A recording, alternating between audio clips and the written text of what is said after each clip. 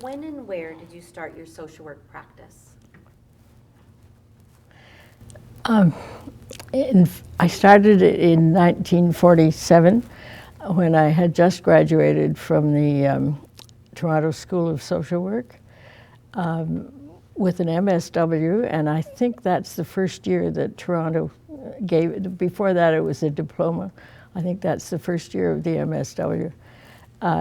And as it happened, I wanted to work in England, so I did get a job, a social work job in Dr. Barnardo's Homes, which is a very large and well-known agency in England. I worked with children in foster homes, a few adoptions, a few unmarried mothers who got an allowance from Barnardo's in order to be able to keep their babies. I traveled in 2 English counties, Hertfordshire and Middlesex, and some of North London, all on public transport because I didn't have a car. I worked 5.5 days a week, traveled 5 days a week visiting foster homes. Some of them, it took hours to get there by public transport, tube, bus, maybe walking at the end, to small villages in the county. And then on Saturday mornings, I wrote reports and sent them into headquarters. I had very little supervision. The headquarters besieged me every day. I got letters and wires from them. Same day delivery of mail, if you believe. They wrote me in the morning and I got it when I got home at night. So that's how I communicated with them. I didn't have a phone, neither did the foster mothers. Occasionally when I got to find them in the village, they weren't there, but not very often. So, and I was called an inspector, which was totally different from the sort of experience I'd had at the School of Social Work in Toronto. We all agreed in an effort to raise salaries of social workers, which were not good at all at that point, that everyone would agree that they would not take a job for which they were paid less than $1,900 a year. Except I always had to put up my hand and say, but I'm only going to get $1,000 a year in England. So the pay scales were rather different, but that's how the classes at the school were trying to, in an informal manner, raise salaries for social workers at that point. What drew you to the profession? Well, to go back 2 years, when I graduated from college in 1945 with a degree in modern languages, I was going on to Harvard to get an MA in English and probably become an academic. I needed a job for the summer, went to the employment office. They saw that I had a degree, a just very recent degree, and they said, "Are you over 16?" And I said, "Of course I am." And they said, "Well, the Sarnia Children's Aid needs someone to come and do reports about families of Army dependents." The war had just finished, and these were people who had been getting dependence allowances, and they needed to have someone doing interviews. So I worked for the summer for the Sarnia Children's Aid. They gave me all sorts of jobs. There were 2 women, and they were overworked, and there was lots to do. And I got hooked on social work. I realized that working with people was a lot more interesting than going on studying. What was your primary area of practice? Child welfare, I guess, child and family. I worked. I had a very checkered career because, in fact, my husband was in the Canadian Foreign Service, and we spent half our time abroad. So I worked every time I was back in Ottawa. I worked for the Ottawa Children's Aid in various sections and worked in child welfare, in the child care section, children in foster homes. And with what were then known as unmarried mothers, I can't think that still exists, but at that point it certainly did. I worked in the family section in a special program, PAR, which was working with high-risk families to try and keep children from being admitted to care. I was a volunteer coordinator one time. I was an intake worker one. Anyway, I worked at six different times over 40 years with the Ottawa Children's Aid. And after I retired, I got into advocacy about child and family issues and spent 10 or 15 years on that. Yeah. What was it like to practice in the years prior to the professionalization of social work? You know, when we graduated with our new MSWs, I think we felt that we were professional social workers. So I'm not, you know, in a way I find that question hard to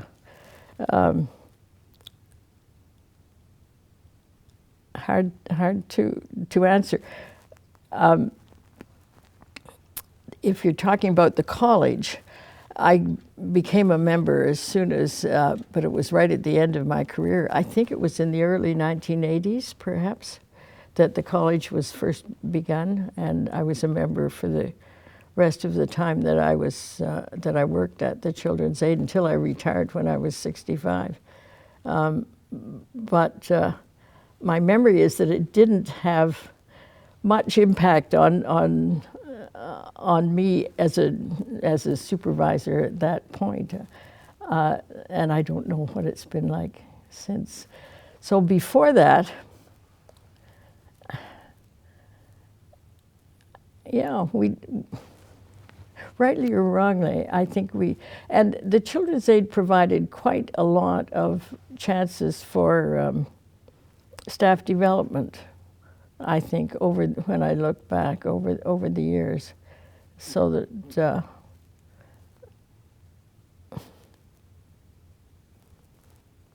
I don't know. I haven't answered that question very well, but it's yeah.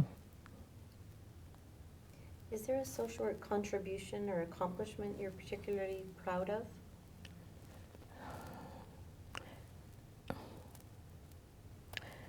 Accomplishment, I don't know. One tries hard with every case. If you're, you know, I thought of myself as a caseworker, but when I think back, there are a couple of things I was involved in which I found very challenging and satisfying. At one point in the 60s, I think, I was a supervisor in the unmarried parents section. There were two of us, two supervisors, and we began trying to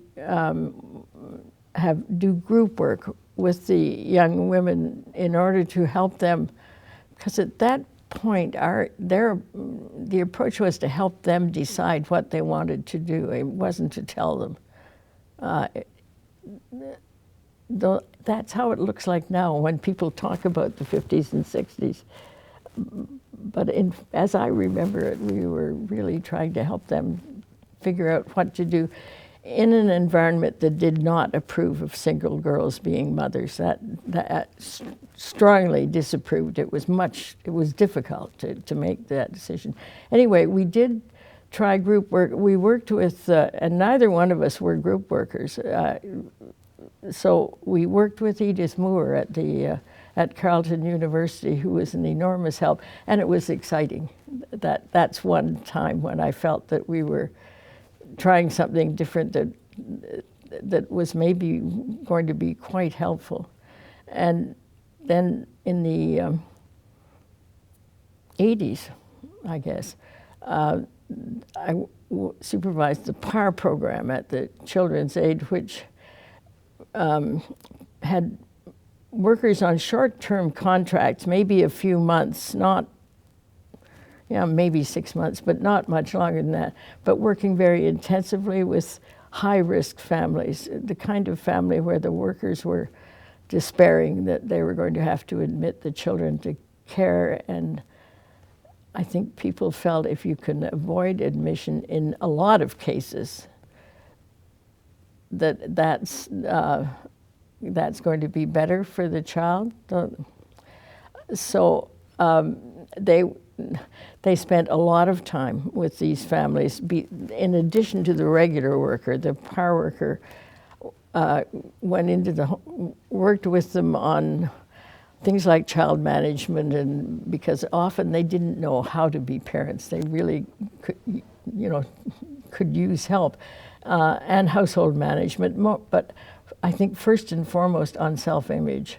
The way that many of those women felt about themselves was they just needed a lot of help with the way they felt about themselves.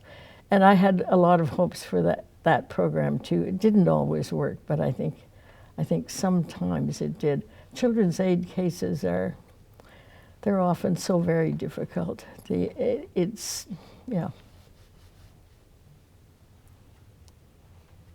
Given what you know now, is there anything you would do differently in your career if you could go back in time? Probably would have been a good idea if I'd had more psychology, sociology, and whatnot, instead of, one basic course in each one of them, which is what I did. That is more background. Modern languages did not equip you particularly to be a social worker. But otherwise, in a way, I was just glad that I had the opportunity to find a job each time I came back, because I think it's probably much more difficult now. What words of wisdom would you like to share with today's social workers? I doubt I've got anything to say to young social workers now. They always all seem, so very bright and well trained. I have a strong feeling that the child welfare field is that what happens to kids in our communities is just so important. So I think that it's a basic part of social work, child and family, and I just think it's so important. And I also have a strong feeling that social workers, because of the kind of work they do, really have something to contribute to policy about what kind of communities we live in. I don't think I thought that early on when I was working for the Children's Aid. I was just trying to do my job, but certainly as I got older and have got more involved in trying to push for policy issues of different kind, I think that social work social workers should be a really important part of making policy decisions. And of course the OASW does do a lot of advocacy.